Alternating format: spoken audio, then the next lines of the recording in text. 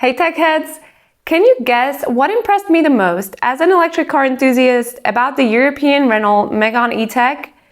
I'm going to tell you 3 things that made me take a closer look, and all of a sudden it's a hot candidate to make me want to swap in for my Citroën EC4. Would these things make you consider swapping in your own EV? Let's take a closer look. The Megane E-TECH has a 22 kilowatt 3-phase onboard AC charger, standard at no extra cost, which I think is totally awesome because that's exactly the power that cuts through that dilemma of whether to plug into the cheaper AC charger or the faster but more expensive DC. So I personally have an 11 kilowatt AC onboard charger now, and I find that if I go out for like lunch, let's say, and I want to plug in while I have lunch, it's too slow to plug into an AC charger because I'll get almost nothing in that half an hour or 45 minutes that I'll be gone. But if I plug into a DC charger, I find myself having to run out halfway through lunch to unplug and make room for the next customer. So this 22 kilowatt AC onboard charger would make that dilemma disappear, and I think I would be using it all the time. The EV40 version with 40 kilowatt hours of usable battery capacity takes 2 hours and 15 minutes to charge fully on an AC charger. And even the EV60 version only takes 3 hours and 15 minutes to charge fully. Now, unfortunately, the Megane E-TECH does not offer an adjustable charging current limit, or it doesn't seem to based on the information that I've seen so far, which is one thing I probably would miss. Fortunately, this can be fixed fairly easily with a portable charger that has an adjustable charging current limit. So this is a big one for me. You get a 12.3-inch deluxe display in front of the driver, plus a 12-inch high center display. Both of them are high resolution with vivid colors and wonderful readability even in the sunshine. But perhaps even more important is the Google Automotive. Always lightning fast, up to date, and it just works. So I think Renault made a really good decision here. Instead of trying to develop their own infotainment system, we all know how that goes sometimes when a car company tries to do that. They chose something that already works and they decided to just go ahead and use that. So the Renault Megane E-TECH uses the wonderful Google Automotive with the Google Play Store. The system response is really lightning fast.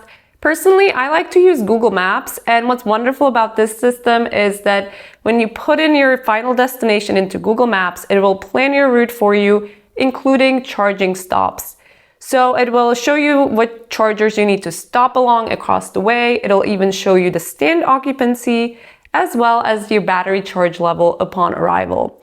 So to me, this is wonderful, especially for longer trips. It takes so much time out of the equation. You don't have to sit there and plan your route meticulously to make sure you have enough power to get to where you're going.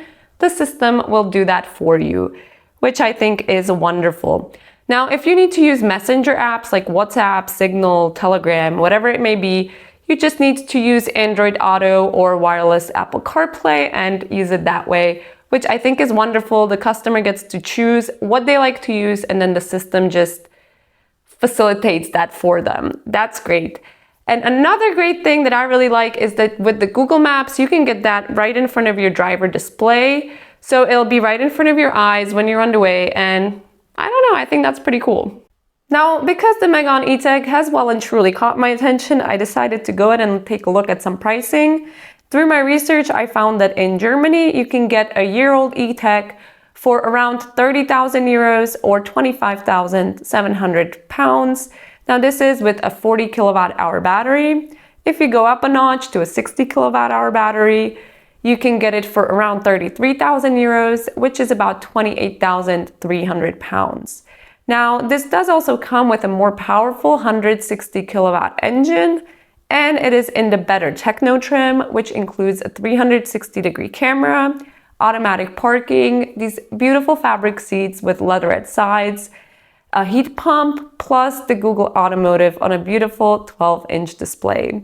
So I would say that that's a hell of a price for a pretty modern car with a beautiful interior, really modern technology, the wonderful Google Automotive, and all of those other wonderful trimmings.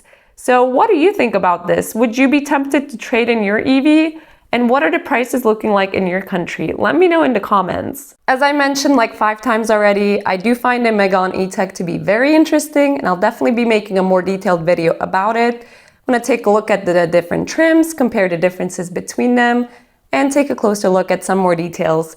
So if you haven't subscribed yet, go ahead and subscribe, hit the notification bell so that you don't miss it. Also, let me know what do you think about all of this in the comments. Thank you for watching, and I'll catch you next time.